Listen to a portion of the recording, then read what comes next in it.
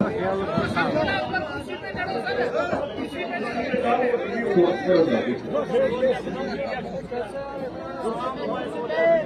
आंखों के सामने हजारों की तादाद में मौजूद बनिहाल और उसके आसपास से जिंदा दिल लोग बैठे हैं। मैं आपकी मौजूदगी को सलाम करता हूं। पहली बार आपके दयारे मोहब्बत में हाजिर हुआ हूं। हम आतिशे सोजा में भी हक बात कहेंगे, हम आतिशे सोजा में भी हक बात कहेंगे, कुंदन की तरह दहर में ताबिंदा रहेंगे। तारीख बताती है कि हर दौरे सितम में हम जिंदा थे, हम जिंदा हैं, हम जिंदा रहेंगे। बानिहाल वालों, पहली बार आपके बीच आया हूं। 10 मिनट आपसे गुफ्तगू करूंगा। तकरीबन 1500 किलोमीटर का सफर तय करके आपके बीच में आया हूं। रात नागपुर से 3 घंटे की दूरी पर एक चुनावी जनसभा में था। देर रात की फ्लाइट पकड़ के बिना नींद लिए हुए सीधे श्रीनगर पहुंचा हूं और अब आपके बीच आया हूं।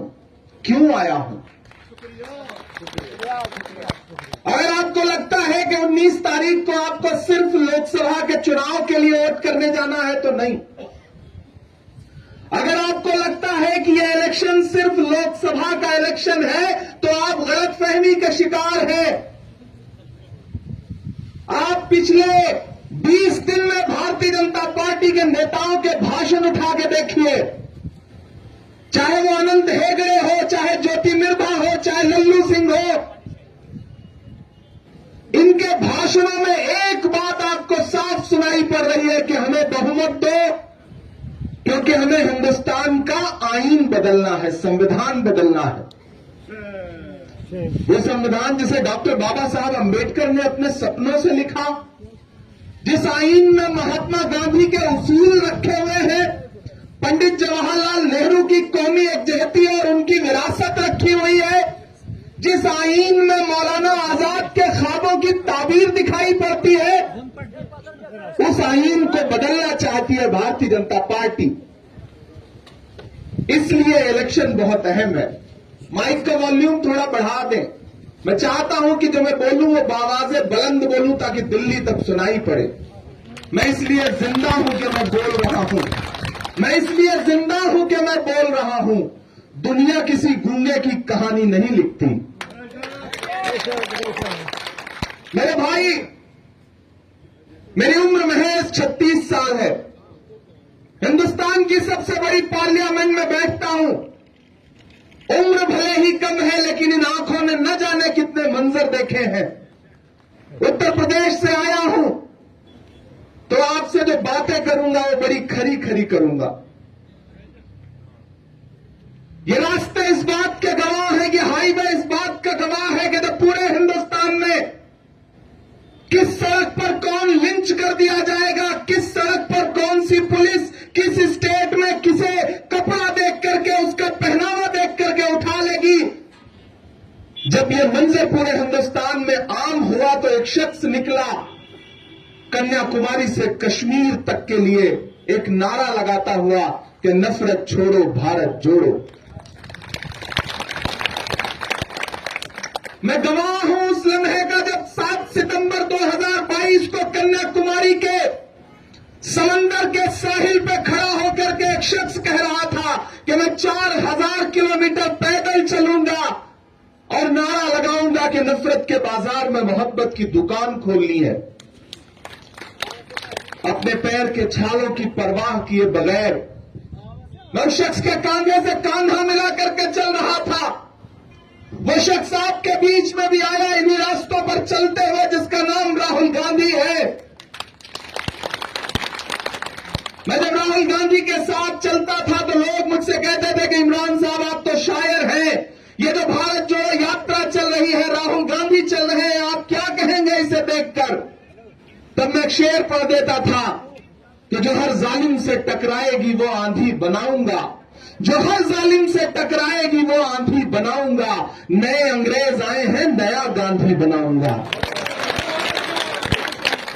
मैं चलता रहा उस शख्स के साथ और हमने वो मंजर भी देखा मेरे भाई कि नरेंद्र मोदी कहते थे कि राहुल गांधी तो शहजादा है, राजकुमार है।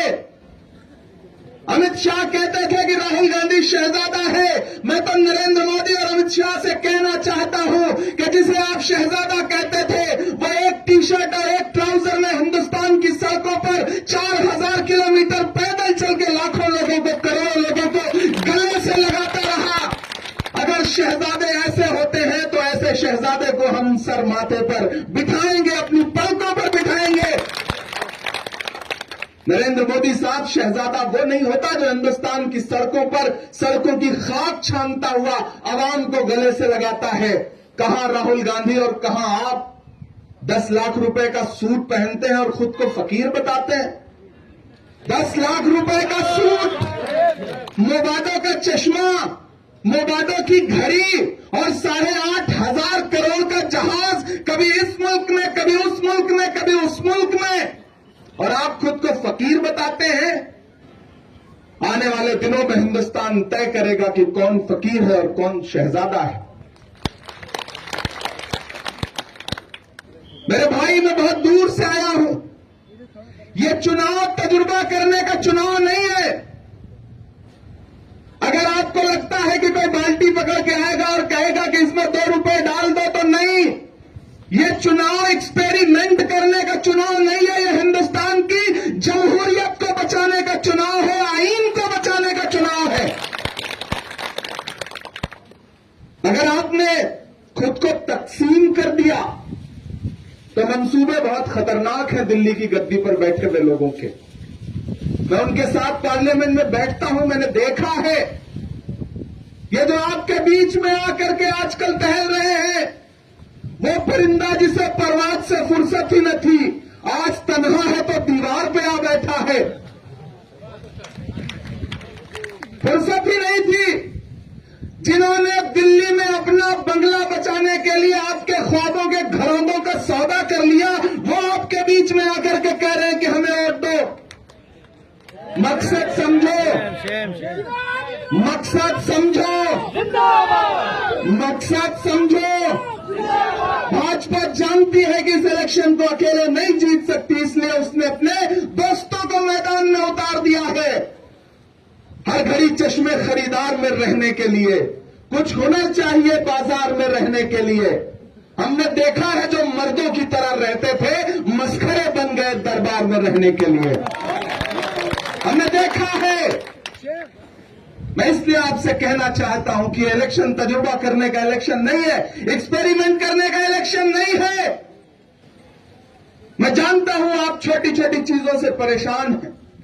मैंने सुना है कि जब से स्मार्ट बिजली के मीटर लगे हैं तब से आपके बिल बढ़ करके 10 गुना हो गए हैं। सरकार बने तो मैं तो विकास साहब से कहूंगा कि इतने सारे जो स्मार्ट मीटर है इन्हें झेलम में फिकवा दिया जाए, क्योंकि लूटा जा रहा है अवाम को, झूठ बोला जा रहा है अवाम से। आपसे कहा गया था 2014 में कि बहुत हुई महंगाई की मार, अब की बार मोदी सरकार, ये नारा याद है? फिर उसका हश्र क्या हुआ कि जो पेट्रोल डीजल 58 रुपए लीटर था वो 100 रुपए के पास पहुंच गया। वो गैस सिलेंडर जो 400 का था वो 1000 के पार चला गया। आटा, चावल, दूध, दही